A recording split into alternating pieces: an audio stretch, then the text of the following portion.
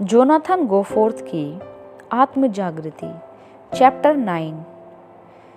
चैंगस्टन में पवित्र आत्मा द्वारा एक बड़ा विरोध तोड़ डाला गया। तीसरे दिन सभा हो रही थी, परंतु लोगों के विवेक में किसी प्रकार की हलचल का निशाना नहीं दिखाई दिया।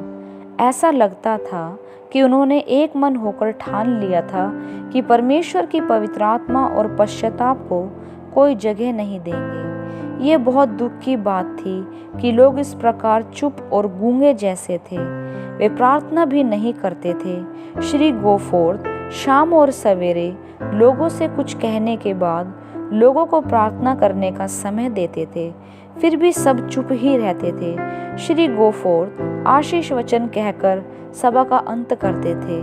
अडिग विश्वास के साथ श्री गोफोर्थ ने अपनी डायरी में लिखा कि आज तीसरा दिन है, परंतु लोगों में थोड़ी सी भी जागृति नहीं है। जैसा परमेश्वर सब जगहों में रहता है, वैसा ही उसका वचन जो हथौड़े के समान है, चट्टानों को टुकड़े टुकड़े कर डालता है।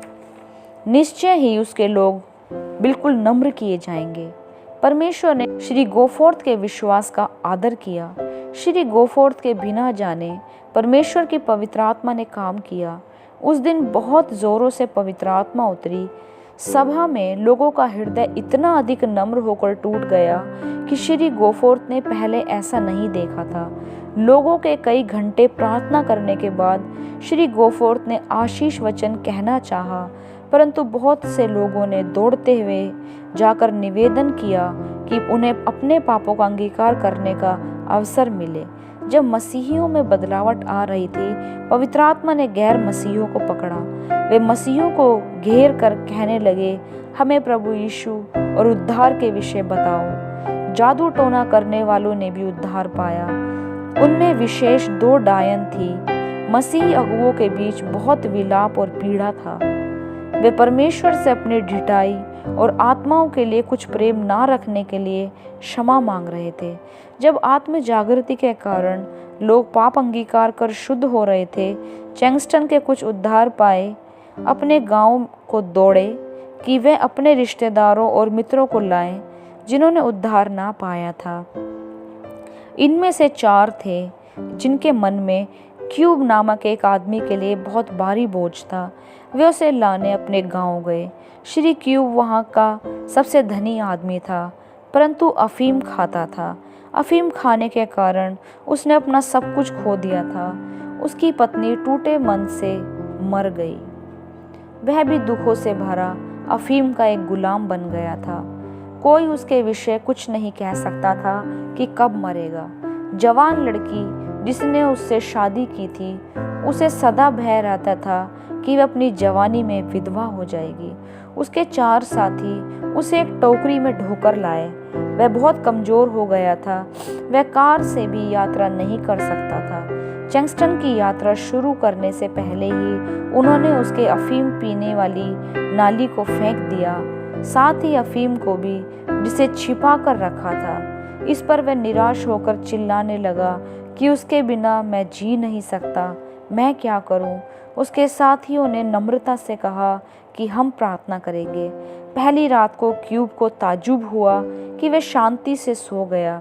दूसरी रात को उसे अफीम लेने की इतनी बड़ी इच्छा हुई कि उसकी तबीयत इतनी खराब हो गई कि उसकी हालत देखी नहीं जा सकती थी। वह अफीम लेने वालों की बहुत ही खराब दशा में पहुंच गया। उसके मित्रों ने उसे गांव के चारों ओर बहुत बार चलाया, तब वह चैन से सोया। इस समय तक परमेश्वर का वचन उसके हृदय में गहराई से प्रभाव डाल रहा था। क्रूस पर चढ़ाई यीशु की आत्मा में नया जन्म देने की शक्ति के द्वारा वह पूरी तरह बदल गया। 5वें दिन वह पूरी तरह चंगा हो गया और बदल भी गया पूरी तरह। उसे अफीम खाने की इच्छा फिर कभी नहीं हुई। प्रभु यीशु का हरेक मसीह के लिए मरना कितना बड़ा रहस्य है। चमत्कार के चमत्कार में किस प्रकार क्रूस मजबूत से मजबूत पाप की हथकड़ियों को भी तोड़ डालता है। इसके बाद क्यूब मजबूत होता गया। वह अपनी जगह में सबसे बड़ा प्रचारक बना। यह नामक एक किसान था। उसका जमीन के संबंध में चैंगस्टन के एक धनी आदमी के विरोध मुकदमा था। ये हार गया। अन्याय ना सह सकने के कारण उसने चैंगटह के हाई कोर्ट में अर्जी की। उसके एक मित्र ने उसे 2 दिनों तक अपना काम धंधा बंद कर आत्म जागृति सभाओं में जाने को मजबूर किया। ये सभाएं चेंगहेट में चल रही थी। जिस दिन यह सभा में गया उस दिन श्री गोफोर्ड बाइबल के इस पद पर उपदेश दे रहे थे, यदि तुम अपने अपराधियों को अपराध क्षमा नहीं करोगे तो तुम्हारा स्वर्गीय पिता भी तुम्हारे अपराध क्षमा ना करेगा। इस पद ने ये हृदय में उसी समय असर किया।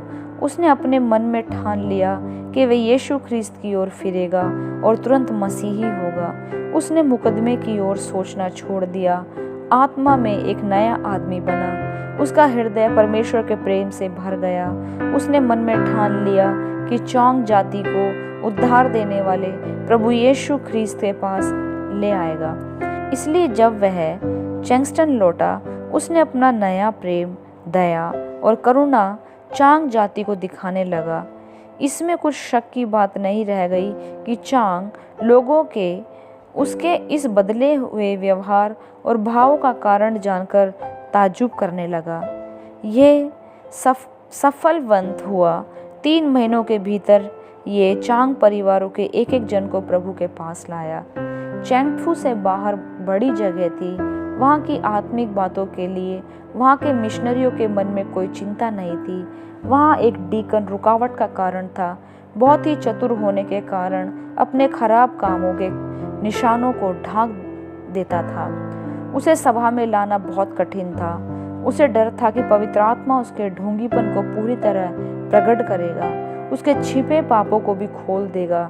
एक प्राचीन जिसका नाम श्री चांग था के मन में उस डीकन के लिए भारी बोझ था। वह बोझ से प्रार्थना करने लगा। उसे बहुत ही बेचैनी होने लगी। वह रह ना सका। वह डीकन के पास गया जो करीब 20 मील दूर था। वह गया और उसे लाया। सभा की जगह में जो वातावरण था उसे डीकन नहीं सह सका। वह भागने की कोशिश करने लगा।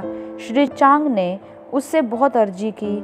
उसने उसे जबरदस्ती रोकने की कोशिश की, परंतु वह रोक ना सका। वह डीकन भाग गया। श्री चांग रोते हुए श्री गोफोर्ड के पास गया। दोनों ने मिलकर प्रार्थना की, हे प्रभु, तू देखता है कि यह डीकन सभा के लिए नहीं रुका। आप उसे उसके पापों को पहचानने की समझ दीजिए। वह नरक से होकर जा रहा है। उसे कल वापस ले आइए कि वे अपने उद्धार करने वाले यीशु की महिमा करे। प्रार्थना के अनुसार डीकन लौटा। उसने कहा कि जब से मैं यहाँ से गया मैं नरक जैसी पीड़ा से गुजर रहा हूँ। कल रात मैं सो नहीं सका। मुझे विश्वास है कि मैं ही केवल एक ऐसा आदमी हूँ चीन में जो आनंदित नहीं। दूसरे दिन जब वह मंडली के सामने खड़ा हुआ तो दुख के कारण वह बोल ना सका। उसने काली तख्ती पर बड़े शब्दों में लिखा, झूठा। वह कहता गया कि किस प्रकार उसने परमेश्वर से भी झूठ कहा। अपने आप को पूरी तरह परमेश्वर के हाथ में सौंपना मेरा काम है, इसमें भी मैं विश्वास नहीं कर पाया। तब उसने लिखा, व्यभिचारी और हत्यारा। उसने मान लिया कि किस प्रकार उसने एक धनी आदमी की घात में लगकर उसे मार डाला, क्योंकि उससे उसकी शत्रुता थी। यह इस प्रकार हुआ कि उसका शत्रु अपने ठहराए हुए रास्ते से नहीं लौटा, परंतु दूसरे रास्ते से लौटा। उसने उसे मार तो नहीं डाला, परंतु अपने उद्देश्य और इरादों से हत्यारा है। उसके पाप अंगीकार करने के द्वारा बहुतों ने, जिन्होंने अब तक पाप अंगीकार नहीं किया था, खड़े हो गए। क्या हमारे चर्च में ऐसे स्त्री पुरुष नहीं हैं जिन्हें श्री गोफोर्ड के सामने ललकारा जाए? क्या ऐसे नहीं हैं जिनके विरुद्ध परमेश्वर है? क्या वे खुद अपने और अपने कामों के प्रति विश्वस्त हैं? क्या वे वास्तव में बड़े काम कर रहे हैं?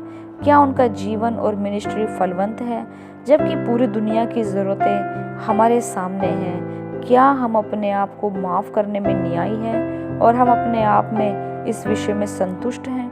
क्या जवान मसीही स्त्री पुरुष नहीं है जो इन बातों को अपने हृदय में रखें? क्या परमेश्वर पक्षपात करने वाला परमेश्वर है? नहीं, उनके वचन इनके विपरीत बातों पर जोर देते हैं। क्या वह मरा है? नहीं, वह बदलता नहीं, वह आज भी एक सा है। तब हम कैसे अपने ठंडा मरे और वास्तव में असफल जीवन की स्थिति का लेखा दे सकते हैं। परमेश्वर का वचन उत्तर देता है, हम पापों और अपराधों में मरे हुए हैं। प्रिय पाठकों, क्या आप अपने आप के प्रति विश्वस्त नहीं बनेंगे? परमेश्वर आपको अच्छे कामों के लिए और आपको अपने जीवन के लिए शक्तिशाली बनाना चाहता है। अर्थात इस पृथ्वी पर आपके जीवन के लिए एक ही अवसर है, इसलिए यह जीवन पूरा सफलवंत जीवन बने। इसलिए एक चीज़ है जिसे अभी और जल्द करना चाहिए। शक्ति की बाड़ जो श्री गोफोर्थ के द्वारा खोली गई तुम्हारे पापों के कारण बंधा है। केवल यही परमेश्वर को अपने प्रेम और शक्ति को तुम पर उंडेलने से रोकता है। पवित्र आत्मा पवित्र पात्र पर उंडेली नहीं जा सकती। यदि हम अपने पापों को मान ले तो वह हमारे पापों को क्षमा करने और हमें हमारी सब अधर्मिकताओं से शुद्ध करने में विश्वास योग्य और धर्मी है। आपका काम है अपने पापों, असफलताओं और आत्मिक कमजोरियों को मानना, और परमेश्वर का काम है क्षमा कर अपने पुत्र यीशु के लहू से आपके सब पापों को शुद्ध करना। यदि आपके शत्रु हैं तो जाकर मेल कीजिए, उससे क्षमा मांगिए, उसके अपराधों को मत सोचिए। ईश्वर उसके कामों का न्याय के लिए सामने लाएगा। अपना काम ईश्वर की आज्ञाकारिता में कीजिए। इसलिए यदि तो अपनी भेंट वेदी पर लाए और वहाँ स्मरण करे कि मेरे भाई के मन में मेरी ओर से कुछ विरोध है, तो अपनी भेंट वहीं वेदी के सामने छोड़ दे और जाकर पहले अपने भाई से मेल मिलाप कर तब आकर अपनी भेंट चढ़ा। अपने घमंड में मत रहिए। घमंड अपने आप को पापी समझने से रोकता है। अपने घमंड में रहकर अपने उद्धार को मत खो बैठिए। याद रखिए, आपका घमंड झूठे नाशवान शरीर के साथ मिट्टी में मिल जाएगा, परंतु आपकी आत्मा पाप के घाव से भरी हुई और चोटों से भरपूर परमेश्वर के सामने न्याय के लिए खड़ी होगी। उठिए, अपने शत्रुओं से मेल मिलाप कर लीजिए। यदि आपने किसी चीज़ की चोरी की या ठगा है तो लौटा दीजिए, चीज़ या पैसों के रूप में। जब तक आप अपनी बुराइयों को जितना अधिक सुधार सके नहीं सुधारेंगे तो आपका पश्चाताप सच्चा या खरा नहीं होगा। आपकी आत्मा में बहुत बड़ी शांति आ जाएगी। जैसा प्रतिज्ञा की गई है, वह आनंद जिसका बयान हम नहीं कर सकते और जो महिमा से भरा है, आपके शरीर को बहुत अधिक भार से कंपकपा देगा। जब ऐसा होगा तो परमेश्वर आपको अपनी प्रतिज्ञाओं को दावा करने और पाने में अगुवाई करेगा। इब्रानियों 11:33 कहता है, उन्होंने प्रतिज्ञा की हुई वस्तु पाई। विश्वास से प्रतिज्ञा की हुई चीज़ें पाते हैं, उस पर विश्वास कर उस पर घर बनाते हैं। उसके बाद आप शांति को अपने लिए केवल नहीं रख सकते, आप गवाह बन जाएंगे कि किस प्रकार प्रभु यीशु ने आपके जीवन में काम किया। जब आप गवाही देंगे और दूसरों को बताएंगे कि किस प्रकार आपके पाप क्षमा किए गए, तब ईश्वर की शक्ति उन पर भी आएगी और वे भी पापों से पश्चाताप कर परमेश्वर की ओर फिरेंगे।